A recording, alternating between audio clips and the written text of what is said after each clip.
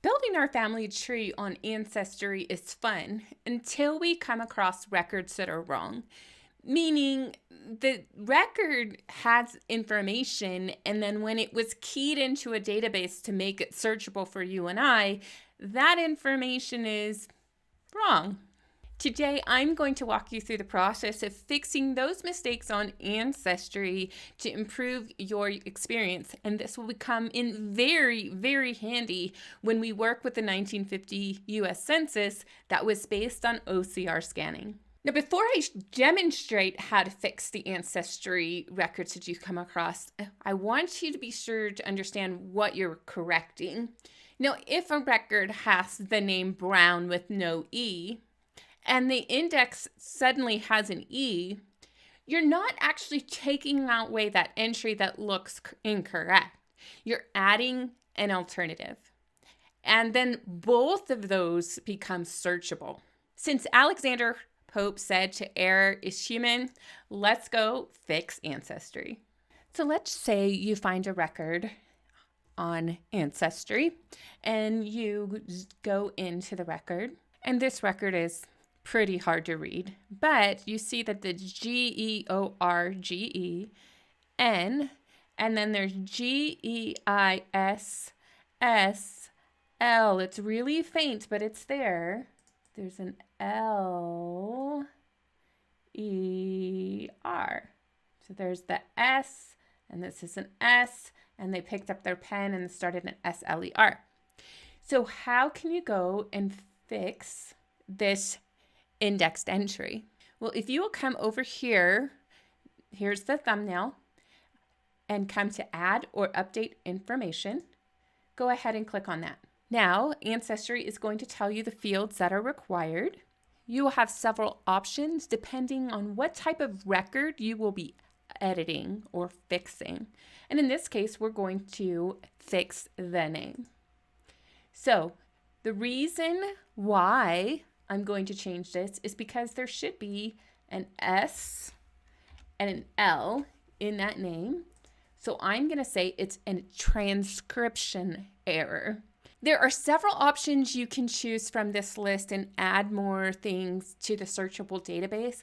I'm going to caution you against a few of them.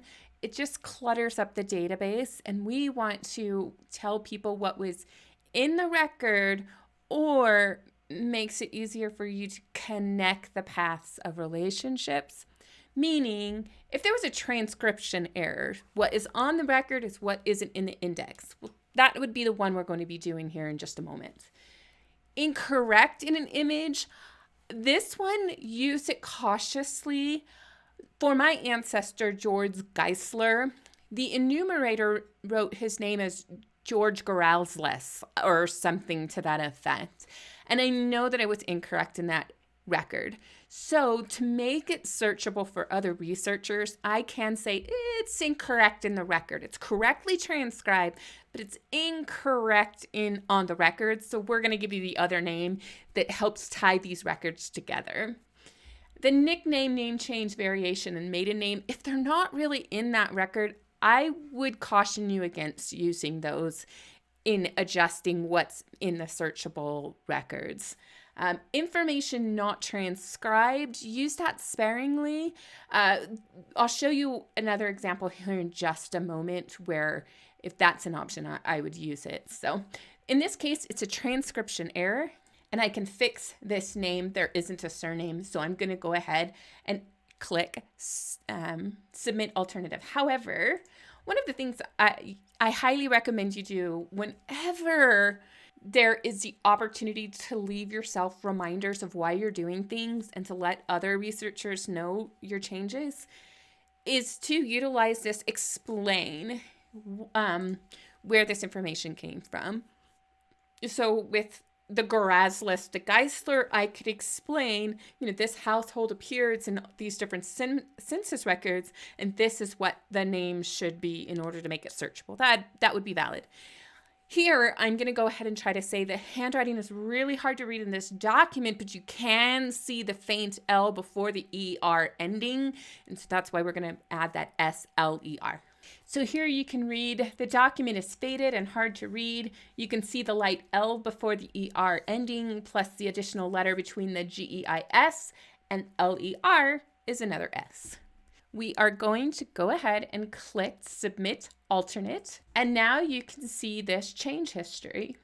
If somebody else comes later and they want to make a change, they're going to see Add Your Own. So you may come across an entry where there's several other corrections and you're like, you know what, you still aren't getting it correct. And you can add your own in that as well. So that's the option right there.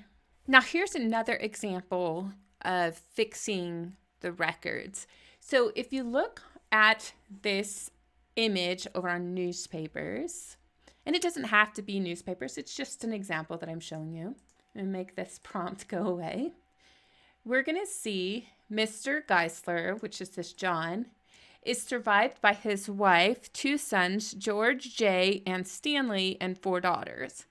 This entry was accurately transcribed as George J. with a father, John Geisler.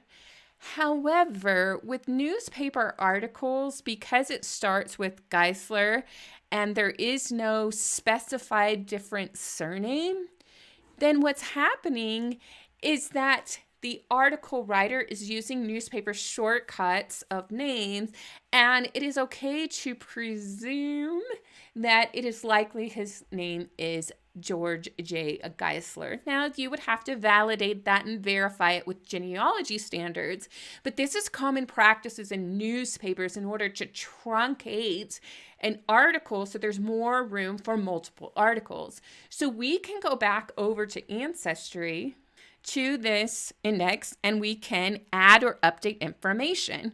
So we're going to click on that, and we're going to go through this process again. And notice there's quite a few options to change, unlike the marriage records that we changed just a bit ago. In this case, I'm going to again change the name, and I'm going to instead information not transcribed.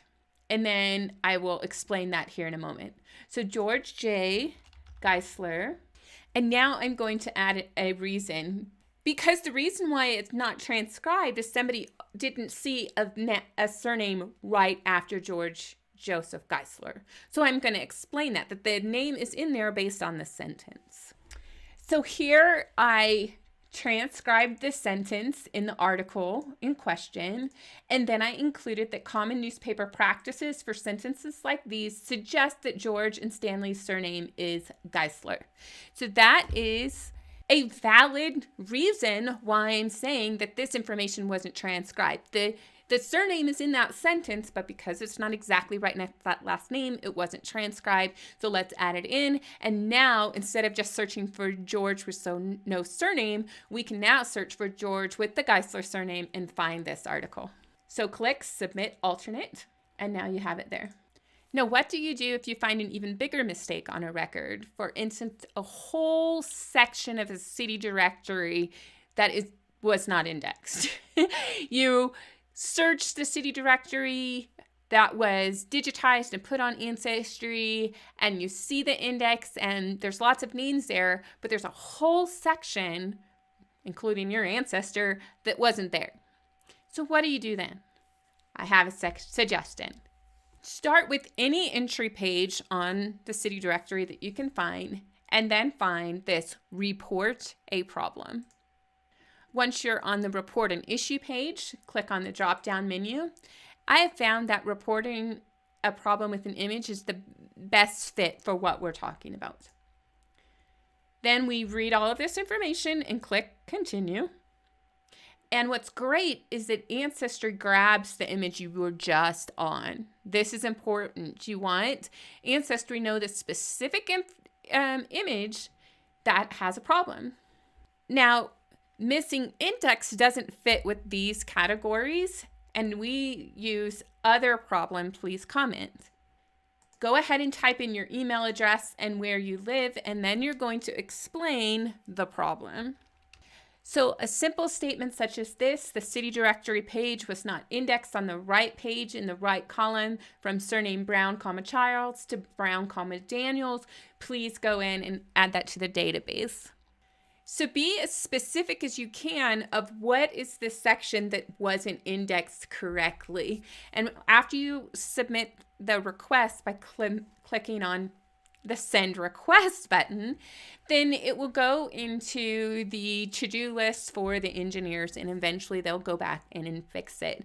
So go ahead and type in your email address, because when you do, and if you put a little line, say, hey, notify me when this is fixed, then you can then go link those entries that are now indexed, and you can link those to your family tree. Now, I know that we are going to be using this skill again and again and again on Ancestry with new records coming online. The more that Ancestry is using handwriting OCR technology as well as printed page OCR technology to make these databases more quickly, we will have to go and self-heal those indexes by finding our families and adding those names. Now, if you want more tips and tricks on how to use Ancestry.com, be sure to check the playlist above. And if you're ready for something else, check out this video right here. Be sure to support our channel by leaving a comment in the comments section below, hitting the thumbs up button, and sharing it with other Ancestry users as well. You help this channel grow through those types of supports.